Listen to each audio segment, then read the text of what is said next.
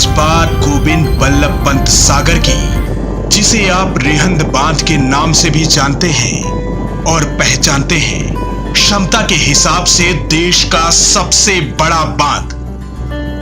रिहंद बांध प्रोजेक्ट का काम लगभग 1954 से शुरू हुआ और साल 1962 तक बांध बनकर तैयार हो गया। बांध के निचले हिस्से में बिजली बनाने के लिए 6 यूनिट लगाई गई। एक यूनिट से 50 मेगावाट बिजली का उत्पादन होने लगा। ऐसे में सभी 6 यूनिट के काम करने पर 300 मेगावाट बिजली उत्पादन होने लगी। रिहंद बांध से बिजली उत्पादन होने के बाद कई सुपर थर्मल पावर स्टेशन भी बनाए गए, जो सिंगरौली, विंध्याचल, रिहंद, अनपरा और रेणुकूट में स्थापित किए गए। ये कहना गलत नहीं होगा कि सोनभद्र ही इसकी नींव है। रिहंद बांध ब्रिटिश द्वारा छोड़े गए बुनियादी ढांचे का विस्तार किया गया, जिसे भारत के पहले प्रधानमंत्री जवाहरलाल नेहरू ने बांध का उद्घाटन किया। अब आइए जानते हैं कि रिहंद बांध बनाने के पीछे की कहानी।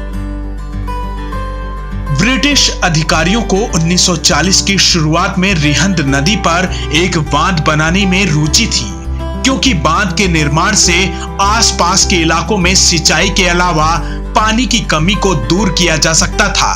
साथ ही बांध के जरिए बिजली उत्पादन करने की भी बात कही गई।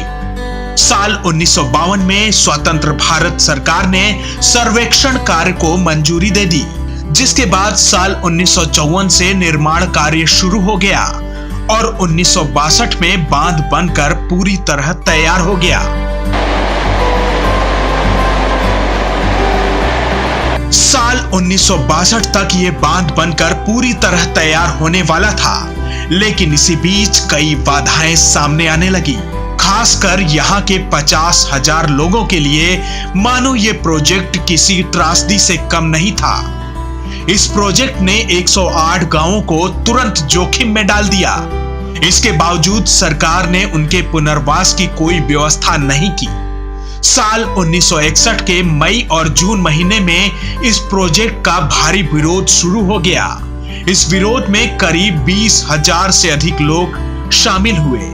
रिहंद प्रोजेक्ट का काम रुक गया, जिसके बाद स्थानीय उपायुक्त ने प्रदर्शनकारियों को नोटिस भेजकर 24 घंटे के अंदर घर छोड़ने की बात कही। इस दौरान करीब 2000 से भी अधिक पुलिस बल तैनात रही।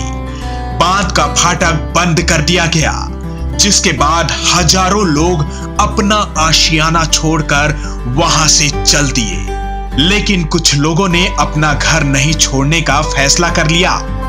लेकिन जैसे जैसे पानी भरता गया, उन्हें भी घर छोड़ने पर मजबूर होना पड़ा, जिसके बाद साल 1962 तक रिहंद बांध प्रोजेक्ट पूरी तरह बनकर तैयार हुआ और तत्कालीन प्रधानमंत्री जवाहरलाल नेहरू ने बांध का उद्घाटन किया। कुछ साल बीते ही थे कि एक बार फिर ग्रामीणों को दोहरी मार झेलनी पड़ी।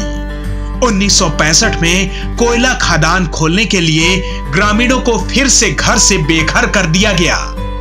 1980 में थर्मल पावर प्रोजेक्ट पर नेशनल थर्मल पावर कॉर्पोरेशन टूट गया और साल 2009 में एक बार फिर जब एसआर पावर ने एक नए संयंत्र पर जमीन तोड़ी, 5 बार विस्थापित होने के बावजूद रिहंद के निर्माण के लिए मजबूर परिवारों को नया आशियाना नहीं मिल सका।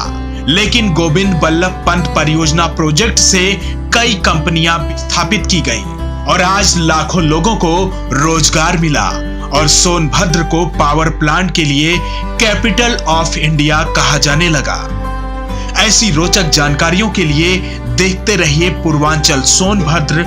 वीडियो को लाइक, शेयर और सब्सक्राइब करना ना भूलें, ताकि ऐसी रोचक जानकारियां आप तक पहुंचती रहे। धन्यवाद।